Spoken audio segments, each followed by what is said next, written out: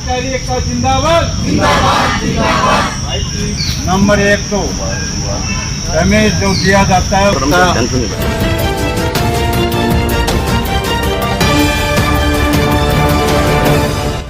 नमस्कार, आप देख रहे हैं तहलका हरियाणा आपकी आवाज।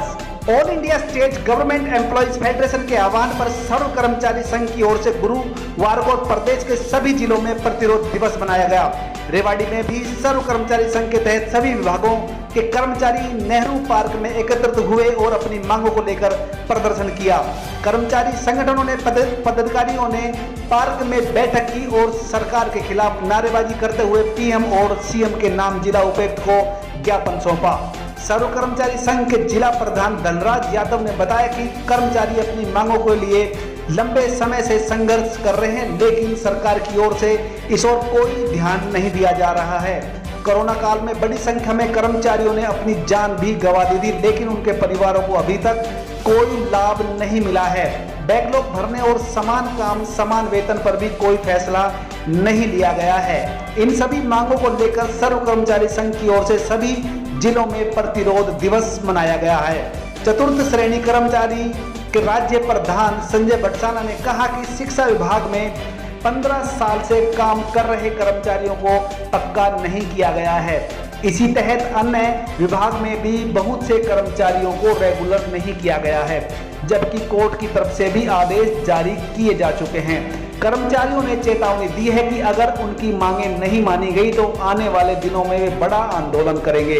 इस अवसर पर शिक्षा विभाग, इरिगेशन, सफाई कर्मचारी समेत विभिन्न विभागों के कर्मचारियों ने बड़ी संख्या में इस बैठक में हिस्सा लिया।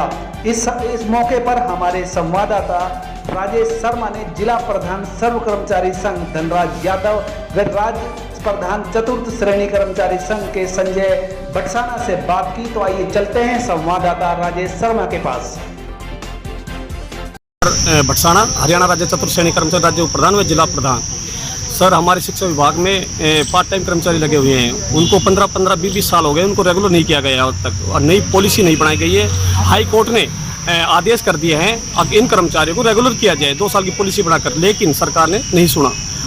इस जो आज का आंदोलन सर्व कर्मचारी संघ का है उसमें पार्ट टाइम कर्मचारी शिक्षा विभाग के बहुत ज़्यादा भारी तादाद में पूरे हरियाणा में आज उनका समर्थन कर रहे हैं, अपनी मांगों करवा रहे हैं कि कच्चे कर्मचारी शिक्षा विभाग में लगे पार्ट टाइम पक्का किया जाए। बार बार हाई कोर्ट ने इनका वो नोटिस भी निकाल दिया है सभी जिला शिक्षा अधिकारियों को, लेकिन रेगुलर नहीं किया जाए। हम मांग करते हैं कि शिक्षा विभाग में पार्ट टाइम कर्मचारी को रेगुलर किया जाए। धन्यवाद। हाँ जी, ज्ञापन दे रहे हैं डीसी को, मुख्यमंत्री के नाम और पीएम के मोदी के नाम। तो आगे की रूल करने नीति बनाकर हम धरना प्रदर्शन करेंगे। मेरा नाम धनराज है और मैं सर्व कर्मचारी संघ का जिला प्रधान हूँ। सरकार और जो केंद्र सरकार और हरियाणा सरकार है वो कर्मचारियों की लंबे समय से जो जायज़ मांगे हैं उनको लगातार अनदेखा करती आ रही है। लंबा एजिटेशन होने के बाद भी लंबे आश्वासन दिए गए,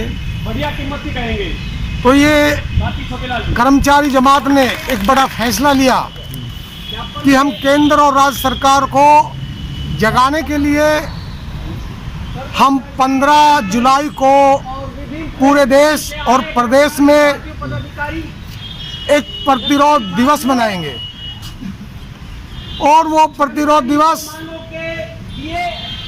इस तरीके से हमारी योजनाबद्ध तरीके से जो भी वहाँ का उपायुक्त महोदय होगा उस उपायुक्त महोदय के द्वारा हिंदुस्तान प्रधानमंत्री माननीय नरेंद्र मोदी जी और राज्य सरकार मुख्यमंत्री माननीय मनोहर लाल खट्टर जी को ज्ञापन दिया जाएगा और इस ज्ञापन में हमारी मांगे हैं कि नई पेंशन स्कीम को खत्म करके पुरानी पेंशन स्कीम लागू की जाए।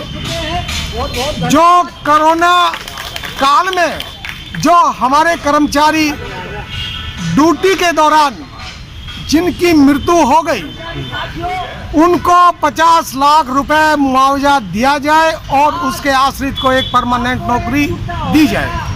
50 लाख रुपए हम इसलिए बोल रहे हैं कि सरकार ने मौत में भी फर्क कर दिया है कि अगर कर्मचारी की मृत्यु होती है तो उसको 15-20 लाख रुपए दिया जाता है, और ऑफिसर की मृत्यु होती है तो उसको 50 लाख रुपए दिया जाता है।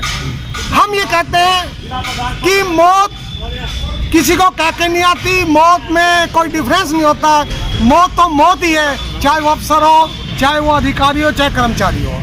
तो ये 50 लाख निश्चित किए जाए।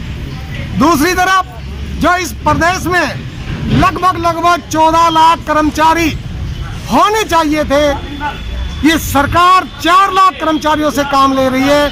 हम ये कहते हैं कि अस्थायी रोजगार देने की बजाय सरकार उन तमाम महकमों के विभागों को स्थायी नौकरी देकर उन पदों को भरे। और जब तक ये जो कच्चे कर्मचारी की लंबी फौज है सरकार ने खड़ी कर दी, इन तमाम कच्चे कर्मचारियों को पक्का किया जाए। जब तक पक्का नहीं करती है सरकार तो समान काम समान वेतन दिया जाए और बचे कुचे सभी कर्मचारियों को विभाग के रोल पर किया जाए। ये हमारी डिमांड है और हम ये मांग पत्र भी उपायुक्त महोदय को देंगे। इसमें हमारी एक मांग ये भी है कि जो लिपिक का वेतन पे है वो 35,400 रुपये किया जाए और जो असंवैधानिक तरीके से निजीकरण करके जो सरकारी उपकरण है जो इस देश और प्रदेश की जनता की खून पसीने की कमाई से खड़ा हुआ है उसको बेचना बंद करें, यानी कि विभागों का निजीकरण बंद करें।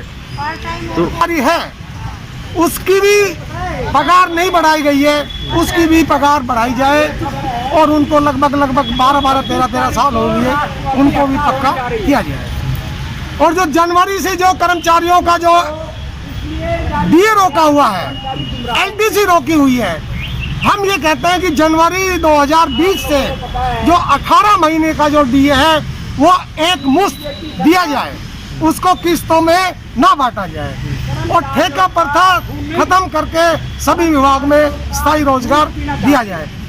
और सबके लिए जो कोविड की वैक्सीन है वो फ्री लगाई जाए और इस लगाने की प्रक्रिया में जो ढिलाई बरती जा रही है उस ढिलाई को खत्म करके उस प्रक्रिया को तेजी से वैक्सीन लगाने का काम करे सरकार।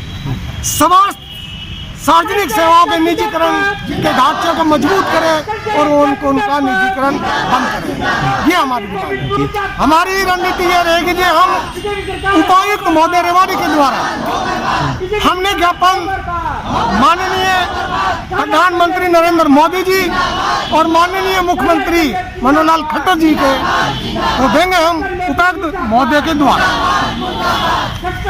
हमारी रणनीति ये रहेगी यदि सरकार हमारे इस पर गौर फरमाती है तो ठीक है, नहीं तो हमारी केंद्रीय कमेटी की रोहतक में मीटिंग होगी और all India federation of India की भी मीटिंग होगी। जैसी वहां से कॉल आएगी उस कॉल के हिसाब से दूसरे एजुकेशन की तैयारी भी करने में हम कोई चूक नहीं करेंगे।